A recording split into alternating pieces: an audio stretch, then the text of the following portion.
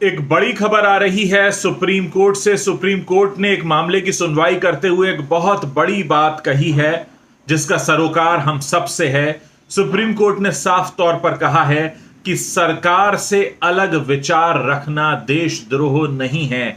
यानी कोई व्यक्ति अगर ऐसा स्टेटमेंट देता है जिसमें वो सरकार के फैसले से संतुष्ट नहीं है या सरकार के फैसले के विरुद्ध भी बयान देता है तो यह देशद्रोह की कैटेगरी में नहीं डाला जा सकता। मैं आपको बता दूं कि एक जनहित याचिका फाइल की गई थी और यह मामला है धारा 370 को जम्मू कश्मीर से हटाए जाने का।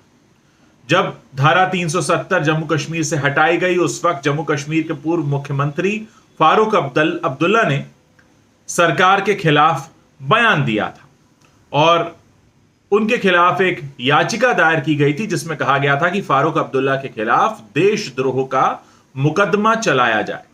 इस मामले की सुनवाई करते हुए न्यायमूर्ति संजय किशन कौल की एक अध्यक्षता वाली पीठ ने जम्मू कश्मीर के पूर्व मुख्यमंत्री फारूक अब्दुल्ला के खिलाफ जनहित याचिका पर विचार करने से भी इंकार कर दिया है।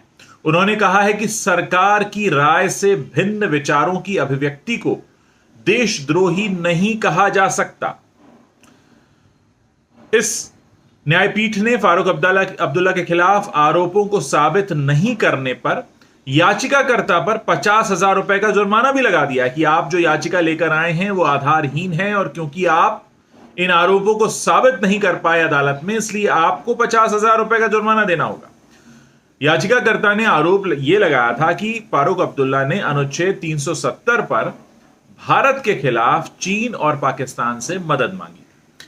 तो यह मामला रफा दफा कर दिया गया है, लेकिन यहां पर एक जो बहुत बड़ी बात सुप्रीम कोर्ट ने कही है और जिस पर हमारे देश में अक्सर राजनीति होती है कि जो सरकार का कथन है अगर आप उसका विरोध करते हैं, जाहिर है सरकार के ज्यादातर कथनों का विरोध करता है विपक्ष, तो क्या विपक्ष के सारे बयान देशद्रोह की कैटेगरी में आ जाते हैं? क्योंकि लोकतंत्र की परिभाषा जो हमने समझी है वो ये है कि एक सत्ता पक्ष है जो फैसले लेता है और उन फैसलों से अगर विपक्ष संतुष्ट नहीं है तो उसके खिलाफ आवाज उठाता है। मेन स्ट्रीम न्यूज मीडिया भी इस पर सवाल उठा सकती है जो अब नहीं उठाती है और जनता भी इसके खिलाफ आवाज उठा सकती है। और लोकतंत्र का तो यही मतलब है कि अगर सरकार कोई फैसला ले रही है और आप उससे संतुष्ट नहीं है तो आप अपनी बात खुले तौर पर रख सकें। और सुप्रीम कोर्ट का ये जो बयान आया है कि सरकार के विचारों से भिन्न अगर आपकी अभिव्यक्ति है तो ये देशद्रोह नहीं है। मुझे लगता है कि अब नए सिरे से इस पर बहस शुरू होगी और बहुत कुछ और है जो इस पर कहा जाना चाहिए।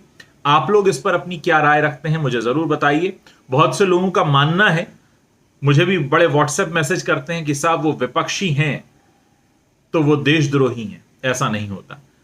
किसी को देशद्रोही की कैटेगरी में डालने के लिए आपके पास वैसे प्रमाण होने चाहिए, जैसे कि इस याचिकाकर्ता के ऊपर सुप्रीम कोर्ट ने ही जुर्माना लगा दिया कि आप अपने आरोपों को साबित नहीं कर पाए अदालत में, इसलिए आप जुर्माना दीजिए उल्टा। तो आप लोग इस पूरे मामले पर क्या सोचते हैं? यहां मेरा सवाल यह है कि सुप्रीम कोर्ट का जो यह फैसला है इसका मैं व्यक्तिगत रूप से स्वागत करता हूं। बहुत अच्छा फैसला है कि सरकार के विचारों से अगर आप सम्मति नहीं रखते हैं तो इसका मतलब यह नहीं है कि आप देशद्रोही हो जाते हैं, क्योंकि आपको भी अपनी बात रखने का अधिकार है और विद प्रॉपर लॉजिक आप अपनी बात कह सकते हैं। आप लोग इस पर अपनी क्या राय रखते हैं मुझे जरूर बताइए।